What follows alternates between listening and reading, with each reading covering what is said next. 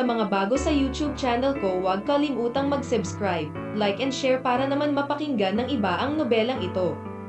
Sa gustong magpa-shoutout, comment lang sa baba. Hindi daw siya sanay na wala ang kuya ko. Nakiusap siya na imasahe ko daw ang likod niya. Oh my God! Ganun daw kasi ang ginagawa ng kuya ko bago sila matulog. Pinagbigyan ko si Ate Ara para makatulog. Pumasok ako sa kwarto niya. Inabot niya sa akin ang mabangong lotion. Karamdam na siya ng antok, kaya tinigilan ko na. Sabi ko, babalik na ako sa kwarto ko. Pero sabi niya, hindi daw siya sanay nang walang katabi. Wow!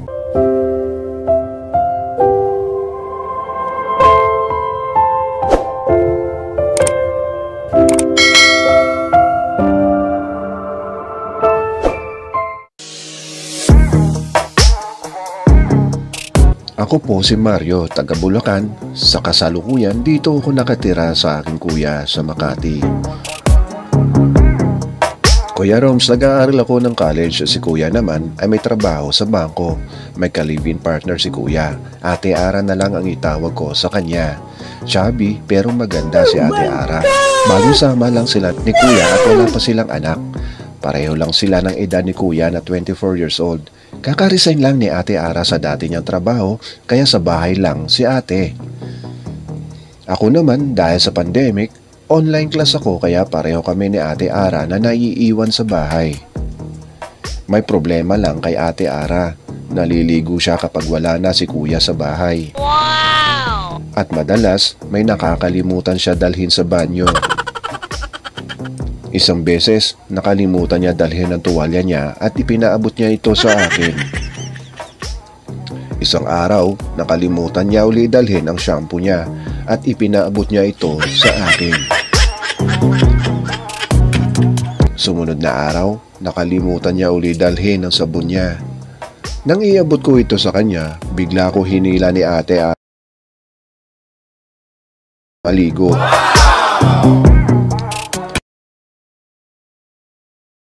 At may nangyari sa amin. Ganito kami lagi ni Ate Ara o kapag wala si kuya. Ano po ba ang gamot na pwede kay Ate Ara dahil sobra ito makakalimutin kapag naliligo na? Magmula nang malaman ni kuya ang tungkol sa amin ni Ate Ara, pinaalis ako ni kuya sa bahay niya. Napilitan ako tumigil sa pag-aaral. Naghanap ako ng mapapasukan at mauupahang kwarto. Nagtrabaho na muna ako. Tuloy pa rin ang pagsasama ni na Ate Ara at kuya. Nagsisiman ako sa mga nangyari pero may mga bagay kasi na mahirap iwasan. 5 buwan na rin ang nakaraan magmula nang umalis ako sa bahay ni kuya.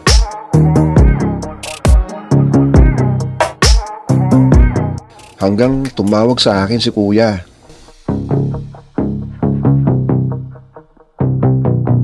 Sabi niya kung pwede daw kami mag-usap. Yun nga at nag-usap kami ni kuya.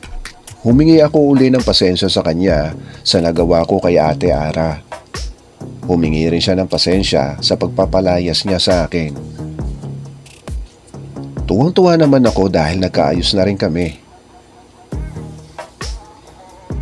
Pero may pakiusap uli sa akin si kuya. Kung pwede daw, doon uli ako tumira sa bahay niya. Samahan ko daw si Ate Ara dahil 1 buwan siya mawawala. Ma-assign daw siya sa Davao ng 1 month. Agad akong nagpunta sa bahay ni kuya. Dala ko ang mga gamit ko. Mukhang tumaba si Ate Ara pero maganda pa rin. Mukhang masaya siya na makita niya ako. At mukhang na-miss niya ako. Oh my God! Sabi ni kuya, mag-aral daw uli ako at siya na ang bahala. Mag-resign na daw ako sa trabaho para masamahan ko daw si Ate Ara.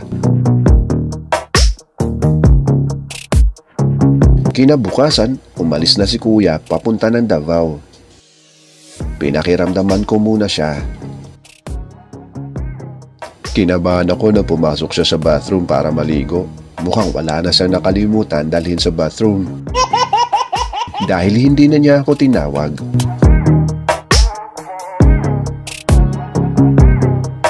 Nagluto ako ng lunch namin at sabay na rin kami kumain. Sabi niya, ang sarap ko daw magluto. Mukhang mahilig daw ako kumain. Wow! Kinagabihan, nagluto uli ako at after namin mag-dinner, nanood ako ng TV at si Ate Ara, ka-video call niya si Kuya. Pagkatapos, lumapit siya sa akin.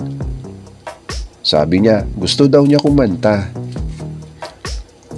Sige, magkantahan na lang tayo. Kaya inilipat niya ang TV sa karaoke. Dahil dalawa lang kami, hindi na ako nahiyang kumanta. Habang kumakanta ako, inilabas niya ang isang bote ng Red Horse. Tira daw ni Kuya, hindi niya nainom. Dahil hindi naman umiinom si Ate Ara, ako na lang ang uminom. Kinuha ni Ate Ara ang mic na hawak ko. At nag-start na siya kumanta. Ang ganda ng boses niya. Ang galing niya kumanta. Nagkantahan kami. 10 PM, nakaramdam na ako ng antok. Sabi ni Ate Ara, matulog na daw ako. Umakyat na ako sa kwarto ko pagkatapos ko mag-shower. Ganon din si Ate Ara. Pumasok na siya sa kabilang kwarto. Pero wala pang kalahating oras. Kumatok siya sa kwarto ko. Tinanong ko siya kung bakit. Sabi niya, hindi daw siya makatulog. Hindi daw siya sanay na wala ang kuya ko.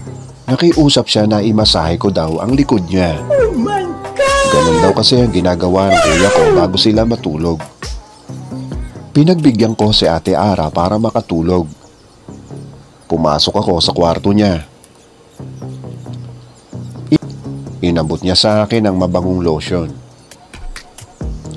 Karamdam na siya ng antok, kaya tinigilan ko na.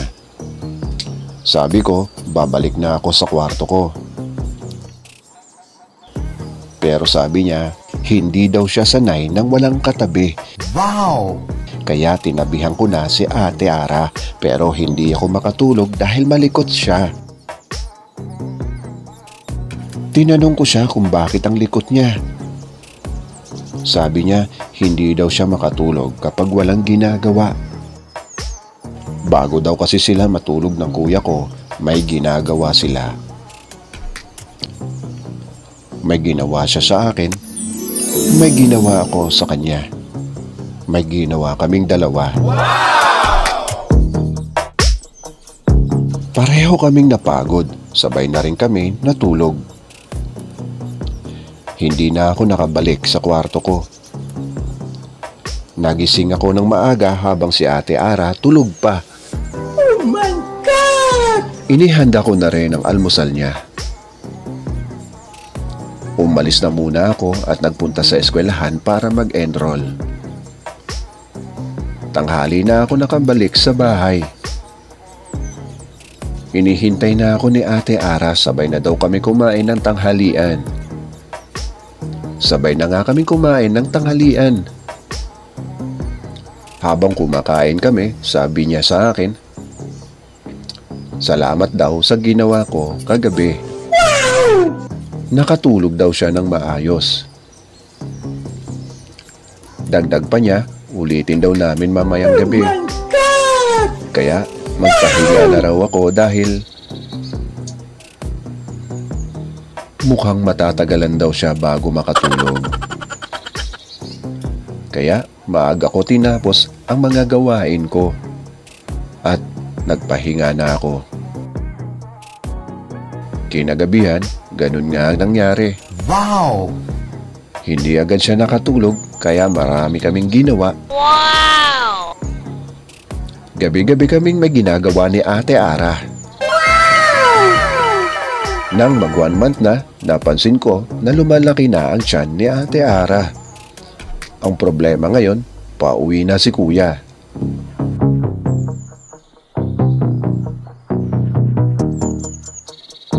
At dumating na nga si kuya. Napansin niya agad ang tiyan ni Ate Ara na lumalaki na. Pero tuwang-tuwa pa si kuya.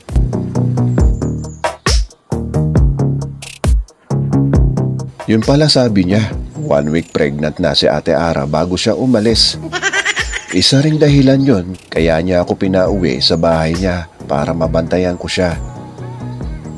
Hindi agad nasabi ni kuya sa akin na buntis na pala si Ate Ara bago siya umalis.